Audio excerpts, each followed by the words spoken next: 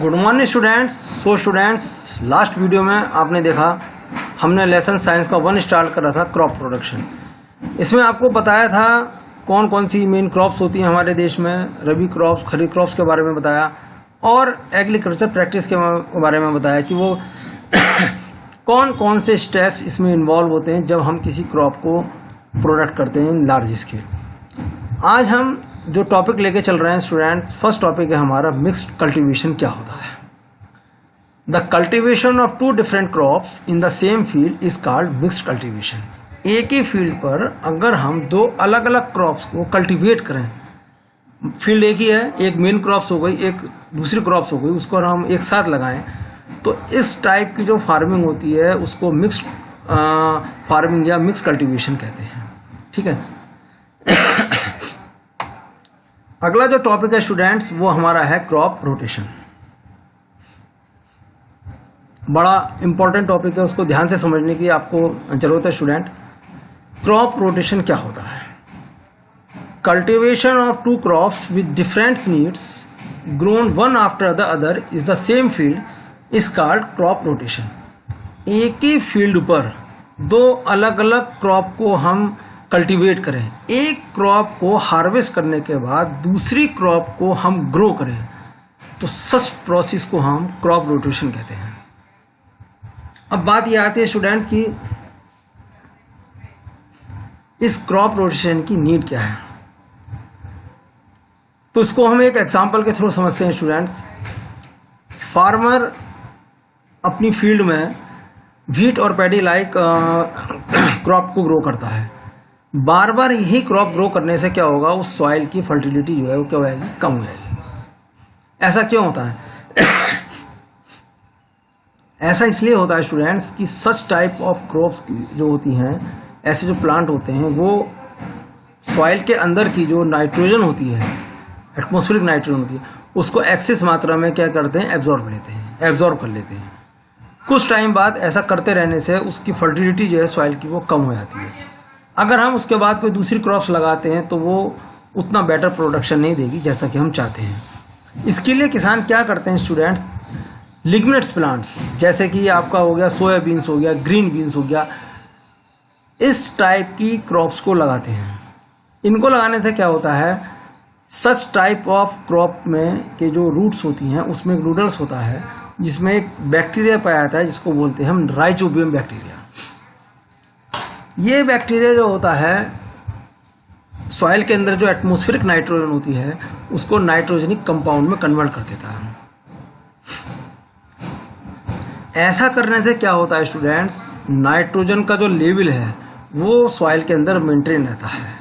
अब आप समझ रहे होंगे, एक बार व्हीट और पैडी की क्रॉप कल्टीवेट करने के बाद फार्मर जो है दोबारा अगर कोई क्रॉप लगाएगा तो कौन सी लगाएगा, लिग्नेट्स प्लांट्स को लगाएगा, ताकि सॉइल के अंदर के जो न्यूट्रिएंट्स हैं, उसकी फर्टिलिटी है, जो उसका नाइट्रोजन है वो मेंटेन रहे। ये सारा प्रोसेस जो है स्टूडेंट्स ये क्रॉप रोटेशन कहलाता है। ठीक है। अगला हमारा टॉपिक है स्टूडेंट्स मैन्योर। ऐसे समझिए जब आप छोटे थे या अब भी मम्मी जी आपको मिल्क देती हैं तो उस मिल्क में क्या डालती हैं, बूस्ट डाल दिया, बॉर्नविटा डाल दिया, हॉर्लिक्स डाल दिया, क्यों?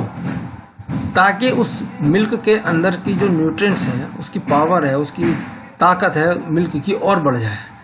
इसी तरीके से फार्मर जो है अपने सॉइल की फर्टिलिटी बढ़ाने के लिए, उसकी उर्वरक क्षमता को इंक्रीज करने के लिए कुछ एडिशन अलग से डालता है जिसको मैन्योर और फर्टिलाइजर बोलते हैं। So students, manure are natural organic substance obtained by the decomposition of animal waste like cow dung or plant waste like vegetable.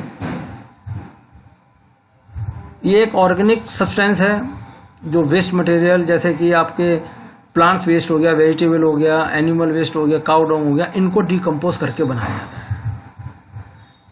Manure का भी वो काम वही है जो मिल्क में बूस्ट और बॉर्नविटा करता है, सॉइल की फर्टिलिटी को बढ़ाना, उसकी उर्वरक क्षमता को बढ़ाना, ताकि हम बेटर से भी बेटर क्रॉप का प्रोडक्शन ले सकें। ये तो हो गया इसका एडवांटेज। रही बात डिसएडवांटेज की, तो it is required in large amount. ये मैन्योर हमें जो है बहुत एक्सेस ज़्यादा अमाउंट में चाहिए होता है और दूसरा, it is not nutrient specific. जितनी मात्रा में अमाउंट में हमें ये मैन्योर चाहिए उतनी अमाउंट में इसमें न्यूट्रिएंट्स नहीं होते। तो ये कहानी रही आपकी मैन्योर की। जैसे मैन्योर है स्टूडेंट्स, वैसे ही आपका कहलाता है फर्टिलाइजर।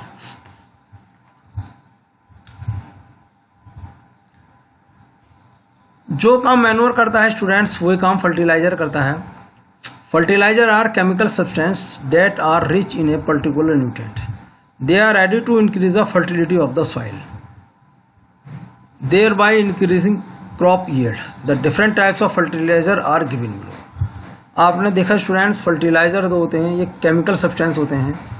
इनका यूज़ भी सॉइल की फर्टिलिटी या सॉइल में न्यूट्रिएंट्स देने में काम आता है एक्स्ट्रा, ताकि हमारा क्रॉप का प्रोडक्शन बढ़िया हो।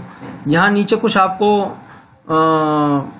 अलग अलग टाइप के क्रॉप फर्टिलाइज़र के नाम दे रखे हैं, जैसे कि NPK, nitrogen, phosphorus, potassium, ammonium sulphate, ammonium nitrate, urea, potassium chloride, ammonium phosphate और नाइट्रो सल्फेट और पोटेशियम सल्फेट।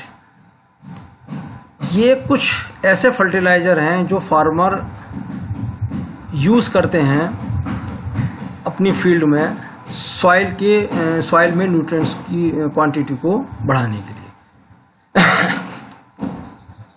जैसे कि अभी मैन्योर की बात करी थी, वो हार्मफुल नहीं होते हैं क्योंकि वो ऑर्गेनिक होते हैं, बट फर्टिलाइज़र जो होते हैं वो केमिकल सब्सटेंस होते हैं, तो ये हमारे इन्वायरमेंट के लिए बहुत हार्मफुल हैं। वाटर को पॉल्यूट करते हैं, एयर को पॉल्यूट करते हैं, तो इसमें कुछ इसके डिसएडवांटेजेस हैं ये। और सबसे बड़ी बात, अगर फर्टिलाइज़र लगे फ्रूट्स और वेजिटेबल्स को हम ईट करते हैं तो ये हमारे बॉडी के लिए क्या है, डेंजरस हो सकते हैं। तो ये उसके कुछ ड्रॉबैक हैं फर्टिलाइज़र के। ठीक है स्टूडेंट्स।